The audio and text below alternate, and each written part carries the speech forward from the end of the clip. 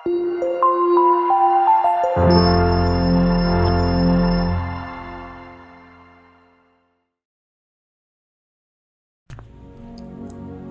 കൊറിന്തോസ് അധ്യായം 10. വിഗ്രഹാരാധനയ്ക്കെതിരെ. സഹോദരരെ, നമ്മുടെ പിതാക്കന്മാരെല്ലാവരും മേഘത്തണലിൽ ആയിരുന്നുവെന്നും കടലിലൂടെ കടന്നുവെന്നും നിങ്ങൾ മനസ്സിലാക്കണമെന്നും ഞാൻ ആഗ്രഹിക്കുന്നു. അവരെല്ലാവരും മേഘത്തിലും കടലിലും സ്നാനമേറ്റ് മോശയോട് ചേർന്നു. എല്ലാവരും ഒരേ ആത്മീയ ഭക്ഷണം കഴിച്ചു. എല്ലാവരും ഒരേ ആത്മീയ പാനീയം കുടിച്ചു. തങ്ങളെ അനുഗമിച്ച ആത്മീയ ശിലയിൽ നിന്നാണ് അവർ പാനം ചെയ്തത്. ആ ശില ക്രിസ്തുവാണ്. എന്നാൽ അവരിൽ മിക്കവരിലും ദൈവം പ്രസാദിച്ചില്ല. അവരെല്ലാം മരുഭൂമിയിൽ വെച്ച് ചിതറിക്കപ്പെട്ടു. അവരെപ്പോലെ നാം തിന്മ ആഗ്രഹിക്കാതിരിക്കാൻ ഇത് നമുക്കൊരു പാഠമാണ്. അവരിൽ ചിലരെ പോലെ നിങ്ങൾ വിഗ്രഹാരാധകരാകരുത്. തിന്നാനും കുടിക്കാനുമായി ജനമിരിക്കുകയും നൃത്തം ചെയ്യാനായി എഴുന്നേൽക്കുകയും ചെയ്തുവെന്ന് അവരെപ്പറ്റി എഴുതപ്പെട്ടിരിക്കുന്നു. അവരിൽ ചിലർ വ്യഭിചാരം ചെയ്തതുപോലെ നമ്മൾ ഒരിക്കലും വ്യഭിചാരം ചെയ്യരുത്. അവരിൽ 23,000 പേർ ഒറ്റ ദിവസം കൊണ്ട് നാശമടഞ്ഞു. അവരിൽ ചിലർ ചെയ്തതുപോലെ നാം കർത്താവിനെ പരീക്ഷിക്കരുത്. അവരെല്ലാവരും പാമ്പുകടിയേറ്റു മരിച്ചു. അവരിൽ ചിലർ പിറുപിറുത്തതുപോലെ നാം പിറുപിറുക്കുകയുമരുത്. സംഹാരകൻ അവരെ നശിപ്പിച്ചു കളഞ്ഞു. ഇതെല്ലാം അവർക്ക് ഒരു താക്കീതായിട്ടാണ് സംഭവിച്ചത്. നമുക്കൊരു പാഠമാകേണ്ടതിന് അവയെല്ലാം എഴുതപ്പെട്ടിരിക്കുന്നു. യുഗങ്ങളുടെ അന്തിമഘട്ടം നമ്മിലാണല്ലോ വന്നെത്തിയിരിക്കുന്നത്. ആകയാൽ നിൽക്കുന്നു എന്ന് വിചാരിക്കുന്നവൻ വീഴാതെ സൂക്ഷിച്ചുകൊള്ളട്ടെ. മനുഷ്യ സാധാരണമല്ലാത്ത ഒരു പ്രലോഭനവും നിങ്ങൾക്ക് നേരിട്ടിട്ടില്ല. ദൈവം വിശ്വസ്തനാണ്. നിങ്ങളുടെ ശക്തിക്കതീതമായ പ്രലോഭനങ്ങൾ ഉണ്ടാകാൻ അവിടുന്ന് അനുവദിക്കുകയില്ല. പ്രലോഭനങ്ങൾ ഉണ്ടാകുമ്പോൾ അവയെ അതിജീവിക്കാൻ വേണ്ട ശക്തി അവിടുന്ന് നിങ്ങൾക്ക് നൽകും. ആകയാൽ പ്രിയപ്പെട്ടവരെ, വിഗ്രഹാരാധനയിൽ നിന്ന് ഓടിയകലുവിൻ. വിവേകമതികളോടെന്ന പോലെ ഞാൻ നിങ്ങളോട് പറയുന്നു. ഞാൻ പറയുന്നത് നിങ്ങൾ തന്നെ വിധിക്കുവിൻ. നാം ആശീർവദിക്കുന്ന അനുഗ്രഹത്തിന്റെ പാനപാത്രം ക്രിസ്തുവിന്റെ രക്തത്തിലുള്ള ഭാഗഭാഗിത്വമല്ലേ? നാം മുറിക്കുന്ന അപ്പം ക്രിസ്തുവിന്റെ ശരീരത്തിലുള്ള ഭാഗഭാഗിത്വമല്ലേ? അപ്പം ഒന്നേയുള്ളൂ. അതിനാൽ പലരായിരിക്കുന്ന നാം ഒരു ശരീരമാണ്. എന്തെന്നാൽ ഒരേ അപ്പത്തിൽ നാം ഭാഗഭാഗുകളാണ്. ജനനം കൊണ്ട് മാത്രം ഇസ്രായേൽക്കാരായവരെ നോക്കുവിൻ. ബലിവസ്തുക്കൾ ഭക്ഷിക്കുന്നവർക്കല്ലേ ബലിപീഠത്തിലെ ഭാഗഭാഗിത്വം? വിഗ്രഹത്തിന് സമർപ്പിച്ച ആഹാര പദാർത്ഥമോ വിഗ്രഹം തന്നെയോ എന്തെങ്കിലുമാണെന്നോ ഞാൻ ഉദ്ദേശിക്കുന്നുണ്ടോ? ഇല്ല. വിജാതിയർ ബലി അർപ്പിക്കുന്നത് പിശാചിനാണ്, ദൈവത്തിനല്ല എന്നാണ് ഞാൻ പറയുന്നത്. നിങ്ങൾ പിശാചുക്കളുടെ പങ്കാളികളാകാൻ ഞാൻ ആഗ്രഹിക്കുന്നില്ല. ഒരേ സമയം കർത്താവിന്റെ പാനപാത്രവും പിശാചുക്കളുടെ പാനപാത്രവും കുടിക്കാൻ നിങ്ങൾക്ക് സാധിക്കുകയില്ല. കർത്താവിന്റെ മേശയിലും പിശാചുക്കളുടെ മേശയിലും ഭാഗഭാക്കുകളാകാനും സാധിക്കുകയില്ല. കർത്താവിൽ നാം അസൂയ ഉണർത്തണമോ? നാം അവിടുത്തേക്കാൾ ശക്തരാണോ? എല്ലാം ദൈവമഹത്വത്തിന്. എല്ലാം നിയമാനുസൃതമാണ്, എന്നാൽ എല്ലാം പ്രയോജനകരങ്ങളല്ല. എല്ലാം നിയമാനുസൃതമാണ്, എന്നാൽ എല്ലാം പടുത്തുയർത്തുന്നില്ല. ഏതൊരുവനും സ്വന്തം നന്മ കാക്ഷിക്കാതെ അയൽക്കാരന്റെ നന്മ കാക്ഷിക്കട്ടെ. ചന്തയിൽ വിൽക്കപ്പെടുന്ന ഏതു തരം മാംസവും വാങ്ങി മനഃശാഞ്ചല്യം കൂടാതെ ഭക്ഷിച്ചുകൊള്ളുവിൻ.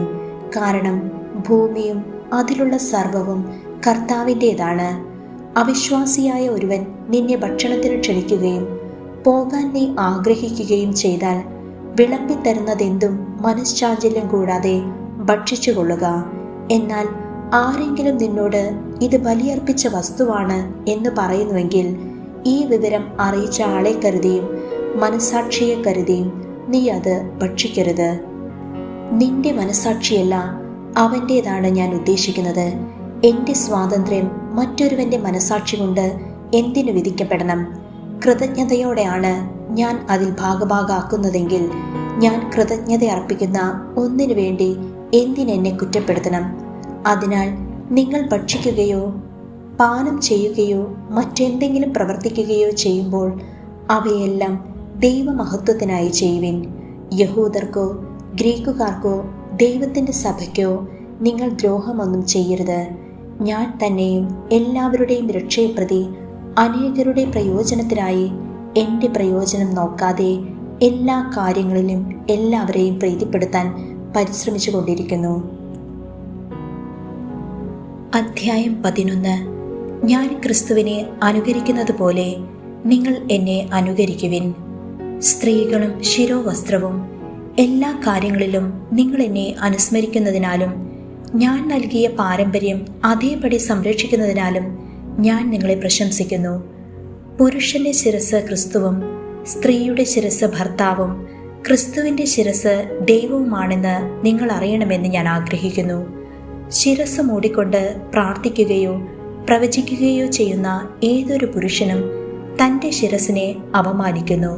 ശിരസ് മൂടാതെ പ്രാർത്ഥിക്കുകയോ പ്രവചിക്കുകയോ ചെയ്യുന്ന ഏതൊരു സ്ത്രീയും തൻ്റെ ശിരസിനെ അപമാനിക്കുന്നു. അവളുടെ തല മുണ്ഡനം ചെയ്യുന്നതിന് തുല്യമാണത്. സ്ത്രീ ശിരോവസ്ത്രം ഉപയോഗിക്കുന്നില്ലെങ്കിൽ മുടി മുറിച്ചു കളയട്ടെ. മുടി മുറിക്കുന്നതും തല ക്ഷൗരം ചെയ്യുന്നതും അവൾക്ക് ലജ്ജാകരമെങ്കിൽ ശിരോവസ്ത്രം ധരിക്കട്ടെ. പുരുഷൻ ദൈവത്തിൻ്റെ പ്രതിച്ഛായയും മഹിമയുമാകയാൽ അവൻ തല മൂടരുത്. സ്ത്രീയാകട്ടെ പുരുഷന്റെ മഹിമയാണ്. പുരുഷൻ സ്ത്രീയിൽ നിന്നല്ല, സ്ത്രീ പുരുഷനിൽ നിന്നാണ് ഉണ്ടായത്. പുരുഷൻ സൃഷ്ടിക്കപ്പെട്ടത് സ്ത്രീക്ക് വേണ്ടിയല്ല, സ്ത്രീ സൃഷ്ടിക്കപ്പെട്ടത് പുരുഷനു വേണ്ടിയാണ്. ദൂതന്മാരെ ആദരിച്ച് വിധേയത്വത്തിന്റെ പ്രതീകമായ ശിരോവസ്ത്രം അവൾക്കുണ്ടായിരിക്കട്ടെ. കർത്താവിൽ പുരുഷനും സ്ത്രീയും പരസ്പരം ആശ്രയിച്ചാണ് നിലകൊള്ളുന്നത്. എന്തെന്നാൽ സ്ത്രീ പുരുഷനിൽ നിന്ന് ഉണ്ടായതുപോലെ ഇന്ന് പുരുഷൻ സ്ത്രീയിൽ നിന്നും പിറക്കുന്നു. എല്ലാം ദൈവത്തിൽ നിന്നു തന്നെ. സ്ത്രീ തലമറയ്ക്കാതെ ദൈവത്തോട് പ്രാർത്ഥിക്കുന്നത് ഉചിതമാണോ എന്ന് നിങ്ങൾ തന്നെ തീരുമാനിക്കുവിൻ. നീണ്ട മുടി പുരുഷന് അപമാനമാണെന്നും സ്ത്രീക്ക് അത് ഭൂഷണമാണെന്നും പ്രകൃതി തന്നെ പഠിപ്പിക്കുന്നില്ലേ? തലമുടി സ്ത്രീക്ക് ഒരു ആഭരണമായി നൽകപ്പെട്ടിരിക്കുന്നു. അഭിപ്രായ വ്യത്യാസമുള്ളവരോട് എനിക്ക് പറയാനുള്ളത്, ഞങ്ങൾക്കോ ദൈവത്തിൻ്റെ സഭകൾക്കോ മേൽ പറഞ്ഞതൊഴികെ മറ്റൊരു സമ്പ്രദായവുമില്ല എന്നാണ്. അത്താഴ വിരുന്നിൽ ഭിന്നിപ്പ്. ഇനി പറയാൻ പോകുന്ന കാര്യങ്ങളിൽ ഞാൻ നിങ്ങളെ പ്രശംസിക്കുന്നില്ല. എന്തെന്നാൽ നിങ്ങളുടെ സമ്മേളനങ്ങൾ ഗുണത്തിനു പകരം ദോഷമാണ് ചെയ്യുന്നത്. ഒന്നാമത്, നിങ്ങൾ സഭയായി സമ്മേളിക്കുമ്പോൾ നിങ്ങളുടെ ഇടയിൽ ഭിന്നിപ്പുകളുണ്ടെന്ന് ഞാൻ കേൾക്കുന്നു. അത് ഭാഗികമായി ഞാൻ വിശ്വസിക്കുകയും ചെയ്യുന്നു. നിങ്ങളിൽ യോഗ്യരെ തിരിച്ചറിയാൻ ഭിന്നിപ്പുകൾ ഉണ്ടാകുകയെന്നതും ആവശ്യമാണ്. നിങ്ങൾ ഒന്നിച്ചു കൂടുമ്പോൾ കർത്താവിൻ്റെ അത്താഴമല്ല നിങ്ങൾ ഭക്ഷിക്കുന്നത്. കാരണം ഓരോരുത്തരും നേരത്തെ തന്നെ സ്വന്തം ഭക്ഷണം കഴിക്കുന്നു. തത്ഫലമായി ഒരുവൻ വിശന്നും അപരൻ കുടിച്ച് ഉന്മത്തനായും ഇരിക്കുന്നു. എന്ത്, തിന്നാനും കുടിക്കാനും നിങ്ങൾക്ക് വീടുകളില്ലേ? അതോ നിങ്ങൾ ദൈവത്തിൻ്റെ സഭയെ അവഗണിക്കുകയും ഒന്നും ഇല്ലാത്തവരെ അവഹേളിക്കുകയും ചെയ്യുന്നുവോ? നിങ്ങളോട് ഞാൻ എന്താണ് പറയേണ്ടത്? ഇക്കാര്യത്തിൽ നിങ്ങളെ പ്രശംസിക്കണമോ? ഇല്ല, ഞാൻ പ്രശംസിക്കുകയില്ല. പുതിയ ഉടമ്പടി. കർത്താവിൽ നിന്ന് എനിക്ക് ലഭിച്ചതും ഞാൻ നിങ്ങളെ ഭരമേൽപ്പിച്ചതുമായ കാര്യം ഇതാണ്. കർത്താവായ യേശു താൻ ഒറ്റിക്കൊടുക്കപ്പെട്ട രാത്രിയിൽ അപ്പമെടുത്ത് കൃതജ്ഞതയർപ്പിച്ചതിനു ശേഷം അത് മുറിച്ചുകൊണ്ട് അരുളി ചെയ്തു, ഇത് നിങ്ങൾക്ക് വേണ്ടിയുള്ള എൻ്റെ ശരീരമാണ്. എൻ്റെ ഓർമ്മയ്ക്കായി നിങ്ങൾ ഇത് ചെയ്യുവിൻ. അപ്രകാരം തന്നെ അത്താഴത്തിനു ശേഷം പാനപാത്രമെടുത്ത് അരുളി ചെയ്തു, ഇതെൻ്റെ രക്തത്തിലുള്ള പുതിയ ഉടമ്പടിയാണ്. നിങ്ങളിത് പാനം ചെയ്യുമ്പോഴെല്ലാം എൻ്റെ ഓർമ്മയ്ക്കായി ചെയ്യുവിൻ. നിങ്ങൾ ഈ അപ്പം ഭക്ഷിക്കുകയും ഈ പാത്രത്തിൽ നിന്ന് പാനം ചെയ്യുകയും ചെയ്യുമ്പോഴെല്ലാം കർത്താവിൻ്റെ മരണം അവൻ്റെ പ്രത്യാഗമനം വരെ പ്രഖ്യാപിക്കുകയാണ് ചെയ്യുന്നത്. തന്മൂലം ആരെങ്കിലും അയോഗ്യതയോടെ കർത്താവിൻ്റെ അപ്പം ഭക്ഷിക്കുകയും പാത്രത്തിൽ നിന്ന് പാനം ചെയ്യുകയും ചെയ്താൽ അവൻ കർത്താവിൻ്റെ ശരീരത്തിനും രക്തത്തിനുമെതിരെ തെറ്റു ചെയ്യുന്നു. അതിനാൽ ഓരോരുത്തരും ആത്മശോധന ചെയ്തതിനു ശേഷം ഈ അപ്പം ഭക്ഷിക്കുകയും പാത്രത്തിൽ നിന്ന് പാനം ചെയ്യുകയും ചെയ്യട്ടെ. എന്തുകൊണ്ടെന്നാൽ ശരീരത്തെ വിവേചിച്ചറിയാതെ ഭക്ഷിക്കുകയും പാനം ചെയ്യുകയും ചെയ്യുന്നവൻ തൻ്റെ തന്നെ ശിക്ഷാവിധിയാണ് ഭക്ഷിക്കുന്നതും പാനം ചെയ്യുന്നതും. നിങ്ങളിൽ പലരും രോഗികളും ദുർബലരും ആയിരിക്കുന്നതിനും ചിലർ മരിച്ചുപോയതിനും കാരണമിതാണ്. നാം നമ്മെ തന്നെ ശരിയായി വിധിച്ചിരുന്നെങ്കിൽ നാം വിധിക്കപ്പെടുകയില്ലായിരുന്നു. എന്നാൽ കർത്താവ് നമ്മെ വിധിക്കുകയും ശിക്ഷണ വിധേയരാക്കുകയും ചെയ്യുന്നു. അത് ലോകത്തോടൊപ്പം നമ്മൾ ശിക്ഷിക്കപ്പെടാതിരിക്കാൻ വേണ്ടിയാണ്. എൻ്റെ സഹോദരരെ, നിങ്ങൾ ഭക്ഷണം കഴിക്കാൻ സമ്മേളിക്കുമ്പോൾ അന്യോന്യം കാത്തിരിക്കുവിൻ. വിശപ്പുള്ളവൻ വീട്ടിലിരുന്ന് ഭക്ഷിച്ചു കൊള്ളട്ടെ, അല്ലെങ്കിൽ നിങ്ങളുടെ സമ്മേളനം ശിക്ഷാവിധിക്ക് ഉപകരിക്കുകയുള്ളൂ. ഇനിയുള്ള കാര്യങ്ങൾ ഞാൻ വരുമ്പോൾ ക്രമപ്പെടുത്തിക്കൊള്ളാം. അധ്യായം 12.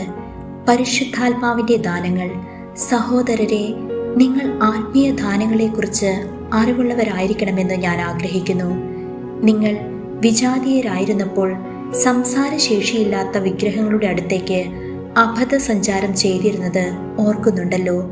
ദൈവാത്മാവ് മുഖേന സംസാരിക്കുന്നവരാരും യേശു ശപിക്കപ്പെട്ടവനാണ് എന്ന് ഒരിക്കലും പറയുകയില്ലെന്നും യേശു കർത്താവാണെന്ന് പറയാൻ പരിശുദ്ധാത്മാവ് മുഖേനയല്ലാതെ ആർക്കും സാധിക്കുകയില്ലെന്നും നിങ്ങൾ ഗ്രഹിക്കണമെന്നും ഞാൻ ആഗ്രഹിക്കുന്നു. ദാനങ്ങളിൽ വൈവിധ്യമുണ്ടെങ്കിലും ആത്മാവ് ഒന്നു തന്നെ. ശുശ്രൂഷകളിൽ വൈവിധ്യമുണ്ടെങ്കിലും കർത്താവ് ഒന്നു തന്നെ. പ്രവൃത്തികളിൽ വൈവിധ്യമുണ്ടെങ്കിലും എല്ലാവർക്കും എല്ലാറ്റിലും പ്രചോദനം നൽകുന്ന ദൈവം ഒന്നു തന്നെ. ഓരോരുത്തരിലും ആത്മാവ് വെളിപ്പെടുന്നത് പൊതു നന്മയ്ക്ക് വേണ്ടിയാണ്. ഒരേ ആത്മാവ് തന്നെ ഒരാൾക്ക് വിവേകത്തിൻ്റെ വചനവും മറ്റൊരാൾക്ക് ജ്ഞാനത്തിൻ്റെ വചനവും നൽകുന്നു. ഒരേ ആത്മാവ് തന്നെ ഒരുവിന് വിശ്വാസവും വേറൊരുവിന് രോഗശാന്തിക്കുള്ള വരവും നൽകുന്നു. ഒരുവന് അത്ഭുതങ്ങൾ പ്രവർത്തിക്കാൻ ശക്തിയും മറ്റൊരുവന് പ്രവചിക്കാൻ വരവും, വേറൊരുവന് ആത്മാക്കളെ വിവേചിച്ചറിയാൻ കഴിവും, വേറൊരുവന് ഭാഷാവരവും, വേറൊരുവന് വ്യാഖ്യാനത്തിനുള്ള വരവും അതേ ആത്മാവ് തന്നെ നൽകുന്നു. തൻ്റെ ഇച്ഛയ്ക്കൊത്ത് ഓരോരുത്തർക്കും പ്രത്യേക ദാനങ്ങൾ നൽകുന്ന ഒരേ ആത്മാവിൻ്റെ തന്നെ പ്രവൃത്തിയാണ് ഇതെല്ലാം. ഒരു ശരീരം, പല അവയവങ്ങൾ. ശരീരം ഒന്നാണെങ്കിലും അതിൽ പല അവയവങ്ങളുണ്ട്. അവയവങ്ങൾ പലതെങ്കിലും അവയെല്ലാം ചേർന്ന് ഏക ശരീരമായിരിക്കുന്നു. അതുപോലെ തന്നെയാണ് ക്രിസ്തുവും. നമ്മളെല്ലാവരും ഒരേ ആത്മാവിൽ ഏക ശരീരമാകാൻ ജ്ഞാനസ്നാനമേറ്റു. യഹൂദരെന്നോ ഗ്രീക്കുകാരെന്നോ അടിമകളെന്നോ സ്വതന്ത്രരെന്നോ ഭേദം കൂടാതെ ഒരേ ആത്മാവിനെ പാനം ചെയ്യാൻ എല്ലാവർക്കും സാധിച്ചു. ഒരു അവയവമല്ല, പലത് ചേർന്നതാണ് ശരീരം. ഞാൻ കൈ അല്ലാത്തതിനാൽ ശരീരത്തിൻ്റെ ഭാഗമല്ല എന്ന് കാൽ പറഞ്ഞാൽ അതു ശരീരത്തിൻ്റെ ഭാഗമല്ലെന്ന് വരുമോ? അതുപോലെ തന്നെ ഞാൻ കണ്ണല്ലാത്തതിനാൽ ശരീരത്തിൻ്റെ ഭാഗമല്ല എന്ന് ചെവി പറഞ്ഞാൽ അതു ശരീരത്തിൻ്റെ ഭാഗമല്ലെന്ന് വരുമോ? ശരീരം ഒരു കണ്ണു മാത്രമായിരുന്നെങ്കിൽ ശ്രവണം സാധ്യമാകുന്നതെങ്ങനെ? ശരീരം ഒരു ചെവി മാത്രമായിരുന്നെങ്കിൽ ഘ്രാണം സാധ്യമാകുന്നതെങ്ങനെ? എന്നാൽ ദൈവം സ്വന്തം ഇഷ്ടമനുസരിച്ച് ഓരോ അവയവവും ശരീരത്തിൽ ക്രമപ്പെടുത്തിയിരിക്കുന്നു. എല്ലാം കൂടെ ഒരു അവയവമായിരുന്നെങ്കിൽ ശരീരം എവിടെയാകുമായിരുന്നു? ഇപ്പോഴാകട്ടെ പല അവയവങ്ങളും ഒരു ശരീരവുമാണുള്ളത്. കണ്ണിന് കൈയോട് എനിക്ക് നിന്നെക്കൊണ്ട് ആവശ്യമില്ല എന്നോ, തലയ്ക്ക് കാലിനോട് എനിക്ക് നിന്നെക്കൊണ്ട് ഉപയോഗമില്ല എന്നോ പറയുക സാധ്യമല്ല. നേരെ മറിച്ച് ദുർബലങ്ങൾ എന്ന് കരുതപ്പെടുന്ന അവയവങ്ങളാണ് കൂടുതൽ ആവശ്യമായിരിക്കുന്നത്. മാന്യങ്ങളല്ലെന്ന് കരുതപ്പെടുന്ന അവയവങ്ങൾക്ക് നമ്മൾ കൂടുതൽ മാന്യത കൽപ്പിക്കുകയും ഭംഗി കുറഞ്ഞവയെന്ന് കരുതപ്പെടുന്നവയെ കൂടുതൽ അലങ്കരിക്കുകയും ചെയ്യുന്നു. ഭംഗിയുള്ള അവയവങ്ങൾക്ക് ഇവയൊന്നും ആവശ്യമില്ല. ദൈവമാകട്ടെ അപ്രധാനങ്ങളായ അവയവങ്ങൾക്കു കൂടുതൽ പ്രാധാന്യം ലഭിക്കത്തക്ക വിധം ശരീരം സംവിധാനം ചെയ്തിരിക്കുന്നു. അതു ശരീരത്തിൽ ഭിന്നിപ്പുണ്ടാകാതെ അവയവങ്ങൾ പരസ്പരം തുല്യ ശ്രദ്ധയോടെ വർത്തിക്കേണ്ടതിന് തന്നെ. ഒരു അവയവം വേദന അനുഭവിക്കുമ്പോൾ എല്ലാ അവയവങ്ങളും വേദന അനുഭവിക്കുന്നു. ഒരു അവയവം പ്രശംസിക്കപ്പെടുമ്പോൾ എല്ലാ അവയവങ്ങളും സന്തോഷിക്കുന്നു. നിങ്ങൾ ക്രിസ്തുവിൻ്റെ ശരീരവും ഓരോരുത്തരും അതിലെ അവയവങ്ങളുമാണ്. ദൈവം സഭയിൽ ഒന്നാമത് അപ്പസ്തോലന്മാരെയും രണ്ടാമത് പ്രവാചകന്മാരെയും മൂന്നാമത് പ്രബോധകരെയും തുടർന്ന് അത്ഭുത പ്രവർത്തകർ, രോഗശാന്തി നൽകുന്നവർ, സഹായകർ, ഭരണകർത്താക്കൾ, വിവിധ ഭാഷകളിൽ സംസാരിക്കുന്നവർ എന്നിവരെയും നിയമിച്ചിരിക്കുന്നു. എല്ലാവരും അപ്പസ്തോലരോ, എല്ലാവരും പ്രവാചകരോ, എല്ലാവരും പ്രബോധകരോ, എല്ലാവരും അത്ഭുത പ്രവർത്തകരോ, എല്ലാവർക്കും രോഗശാന്തിക്കുള്ള വരങ്ങളുണ്ടോ, എല്ലാവരും വിവിധ ഭാഷകളിൽ സംസാരിക്കുന്നുണ്ടോ, എല്ലാവരും വ്യാഖ്യാനിക്കുന്നുണ്ടോ? എന്നാൽ ഉത്കൃഷ്ടദാനങ്ങൾക്ക് വേണ്ടി തീക്ഷ്ണമായി അഭിലഷിക്കുവിൻ. ഉത്തമമായ മാർഗം ഞാൻ നിങ്ങൾക്ക് കാണിച്ചു തരാം. അധ്യായം 13. സ്നേഹം സർവോത്കൃഷ്ടം. ഞാൻ മനുഷ്യരുടെയും ദൈവദൂതന്മാരുടെയും ഭാഷകളിൽ സംസാരിച്ചാലും എനിക്ക് സ്നേഹമില്ലെങ്കിൽ ഞാൻ മുഴങ്ങുന്ന ചേങ്ങലയോ ചിലമ്പുന്ന കൈത്താളമോ ആണ്.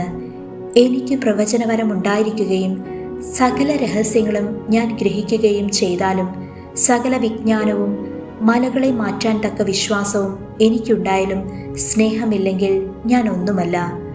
ഞാൻ എൻ്റെ സർവസമ്പത്തും ദാനം ചെയ്താലും എൻ്റെ ശരീരം ദഹിപ്പിക്കാൻ വിട്ടുകൊടുത്താലും സ്നേഹമില്ലെങ്കിൽ എനിക്ക് ഒരു പ്രയോജനവുമില്ല.